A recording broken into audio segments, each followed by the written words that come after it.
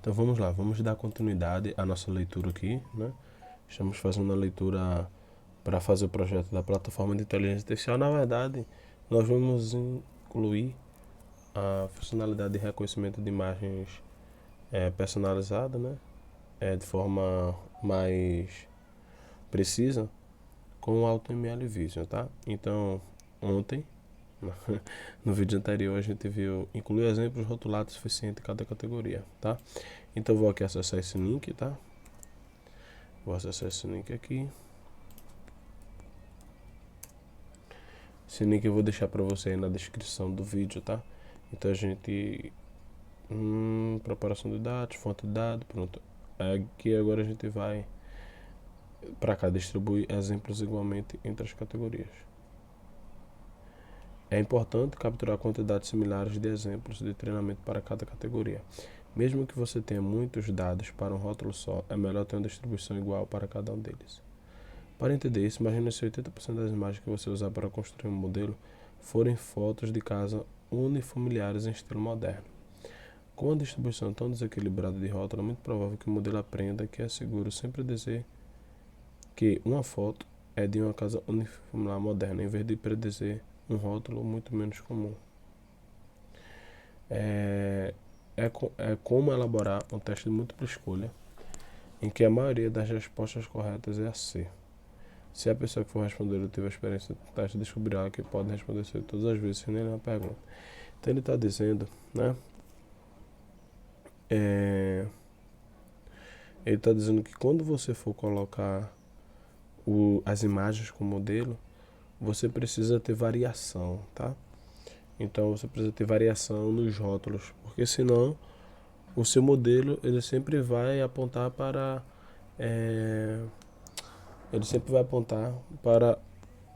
sempre vai dar uma opção específica, tá? Então assim, é muito importante você fazer o seu banco de dados um pouco variado, tá? Então, por exemplo, ele está falando aqui, ó, se você colocar, por exemplo, vamos supor que seja bananas, né? Você colocar bananas muito diferentes, né? Ele sempre vai dar aquela opção, né? Porque ele vai dar a imagem mais parecida. Então, por isso que ele fala aqui, ó, quantidade similares de exemplos, né? Então, a distribuição é igual para cada um deles. A gente vai entender isso depois. Ó, aqui, ó, por exemplo, as casas são muito parecidas, tá? Ou só aqui, então você precisa ter cuidado. Ó, aqui, ó, isso aqui, na verdade, são muito diferentes, na verdade, desculpa, são muito diferentes, ó. Muito diferentes. Aqui, ó, por exemplo, moderno, label moderno. Ó, basicamente ele vai dar só isso aqui, né? Então você precisa sempre variar. Você precisa ter variações. Sabemos que nem sempre é possível conseguir um número similar de exemplos para cada rótulo. Tá? Não, na verdade aqui, ó, ele está dando exemplos similares. Exemplos similares. Por exemplo, aqui, ó, você tem a arquitetura de rancho.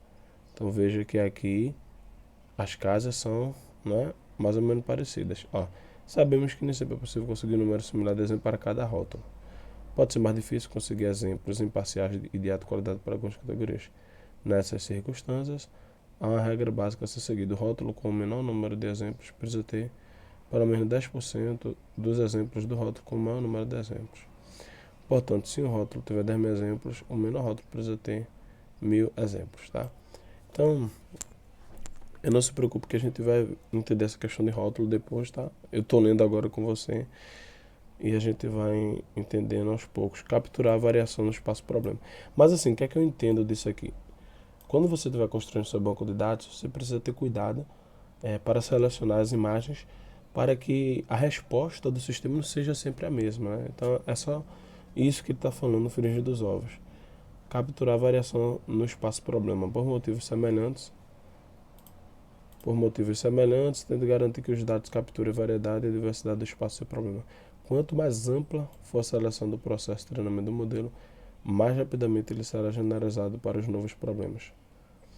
Por exemplo, se você estiver tentando classificar fotos de aparelho eletrônico em categorias, se o modelo for exposto no treinamento a uma variedade de aparelhos eletrônicos, mais chances ele terá de distinguir entre o novo modelo de tablet, smartphone ou laptop, mesmo que nunca tenha visto esse modelo específico antes. Então aqui é legal, porque ele vai treinando, né? É interessante assim, que os dados de entrada servem para treinar o modelo. Então, por exemplo, você carregou algumas imagens lá e à medida que ele vai capturando, né? Ele fala aqui, ó, à medida que ele vai capturando, se o modelo for exposto ao treinamento ou a variedade maior da então a chance terá de distinguir entre o novo modelo e tablet. Então, cada vez que você vai treinando e vai variando, né, os seus dados de entrada, o sistema vai ficando melhor.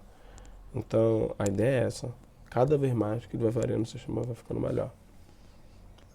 Relacionar dados ao resultado pretendido do modelo. Então, encontre imagens visualmente semelhantes às que você pretende usar para as previsões. Se você estiver tentando classificar imagens de casa no inverno e com neve, provavelmente não conseguirá um ótimo desempenho de um modelo treinado apenas com imagens de casas em dia ensolarado, mesmo que você tenha as marcado com as classes do seu interesse, porque a iluminação e o cenário podem ser diferentes o suficiente para afetar o desempenho. O ideal é que seus exemplos de treinamento sejam dados do mundo real, extraídos do mesmo conjunto de dados que você pretende usar para o modelo classificar. Então, ele dá o exemplo aqui da casa, né? Se você estiver tentando classificar a casa em imagem de casas no inverno com neve, provavelmente não conseguirá um ótimo desempenho de um modelo treinado apenas com imagens de casas em dias ensolarados, né? Então, por quê? Porque aqui ele vai permitir, né? Ele fala aqui, ó, ele vai permitir que os dados, né, os cenários, eles sejam mais semelhantes. Aqui os cenários podem ser muito diferentes, tá? Então, isso assim, tem coisas que eles estão citando aqui, né, que está citando, que na prática a gente vai entender, né? Quando a gente carregar as imagens, quando a gente colocar as imagens, quando a gente treinar os modelos, quando a gente vê o resultado da eficiência daquele modelo, e a gente vai entendendo, vai variando, enfim, né? A gente vai aprender mais fazendo, tá? Mas a gente precisa entender que a qualidade do reconhecimento de imagens desse AutoML Vision, né, desse banco de dados de imagens personalizadas, vai depender de quais imagens você carrega, né, de como você carrega. Então é muito importante, né? É muito importante você entender isso, tá? Quem faz a qualidade do banco de imagens é você. Se você colocar imagens ruins, se você colocar imagens que não tem conexão, se você colocar imagens que tem muita variação entre si para o resultado que você quer, você vai ter um resultado ruim, tá? Então a escolha do banco de dados assim, a criação de banco de dados é tudo aqui, tá? É o que vai definir o seu sucesso ou o seu fracasso. Considerar como AutoML Visa usa o conjunto de dados ao criar um modelo personalizado. O conjunto de dados contém conjuntos de treinamento, de validação e de teste. Se você não especificar as divisões, né, a gente vai ver como preparar os dados depois. O AutoML Vision usará automaticamente 80% das suas imagens para treinamento, 10% para validação e 10% para testes, né? Então aqui é o seu banco de dados, né? Tá aqui. Ele vai usar aqui e essa parte aqui para treinamento, essa aqui para validação e essa aqui para teste. Conjunto de treinamento. A maior parte dos seus dados deve estar no conjunto de treinamento. São esses os dados que o seu modelo vê durante o treinamento e que são usados para aprender os parâmetros do modelo, ou seja, os pesos das conexões entre os nós da rede neural. Então, quando a gente utiliza, né, por exemplo, não sei se você já acompanhou aqui no canal, eu fazendo treinamentos com o módulo de reconhecimento de voz VR3. A forma com que você treina é fundamental para você definir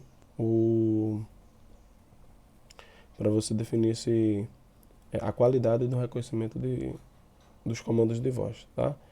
Então, o treinamento, ele é fundamental. Conjunto de validação. O conjunto de validação, às vezes chamado de dev, também é usado durante o processo de treinamento, depois que os modelos são incorporados pelo framework de aprendizado do modelo de cada interação do processo de treinamento. O desempenho do modelo é usado no conjunto de validação para ajustar os hiperparâmetros do modelo, que são variáveis que especificam a estrutura dele. Se você tentar usar o conjunto de treinamento para ajustar os hiperparâmetros, provavelmente o modelo enfatizará os dados de treinamento de maneira excessiva. Terá dificuldade para generalizar exemplos que não correspondem exatamente a eles. O modelo terá melhor capacidade de generalização se você usar um conjunto de dados relativamente novo para ajustar a estrutura, tá? Então, além do conjunto de dados que você quer para o treinamento, você precisa submeter esse conjunto de dados a um modelo, né? A validação. A gente vai ver isso mais para frente. Conjunto de teste. O conjunto de teste não faz parte do processo de treinamento. Depois que o treinamento do modelo for totalmente concluído, o conjunto de teste será usado como um novo desafio. O desempenho do modelo, então, basicamente isso aqui é o campo de batalha, tá? É algo da vida real. Você treinou, fez o seu conjunto de treinamento, treinou o modelo e agora chegou a hora de você colocar ele em teste, tá? O desempenho do modelo no conjunto de teste serve para que você tenha uma boa ideia de como ele vai lidar com os dados reais. Então, é basicamente um teste semi-real, né? Ele vai simular uma situação real antes de você realmente ir para a sua aplicação do projeto. Também é possível dividir o conjunto de dados por conta própria. A divisão manual de dados é uma boa opção para ter mais controle sobre o processo, ou quando houver exemplos específicos que você tenha certeza que quer incluir em determinada parte do ciclo de treinamento. Preparar seus dados para a importação. Depois de decidir se uma divisão manual automática dos seus dados é mais adequada para você, existem 3 maneiras de adicionar dados no AutoML Visa. Agora, a criação de banco de dados, tá? Você pode importar dados com suas imagens classificadas e armazenadas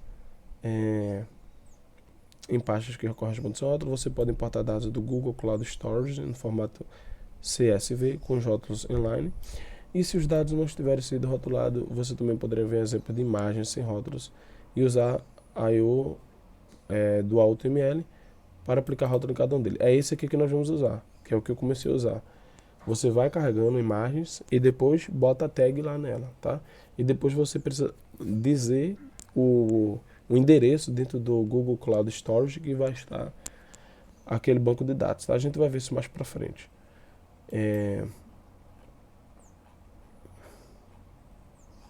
Então aqui, ó, deixa eu ver aqui o tempo que a gente está, 12 minutos, né? Então, basicamente, né, a gente vai ver a parte de avaliar depois, tá? Então, espero que você, se você quiser acessar esse link, já fazer a leitura, a gente vai estudando junto, é muito importante, né? Então, quando você vê eu desenvolvendo um projeto, é fruto, é resultado de leitura, de pesquisa, e isso no projeto é muito importante, tá? Então, se você quer desenvolver seu projeto, né, você precisa pesquisar, tá? Ah, eu não encontrei nenhum vídeo no YouTube. Cara, você vai precisar ler tutoriais. Hoje tem muito tutorial na internet, tá? Então é isso que nós estamos fazendo, beleza? Então a estrutura já está montada ali. Eu só vou ver como é que faz essa solicitação para ter a resposta e depois o restante o nosso robô com inteligência artificial ele já faz. Beleza? Valeu.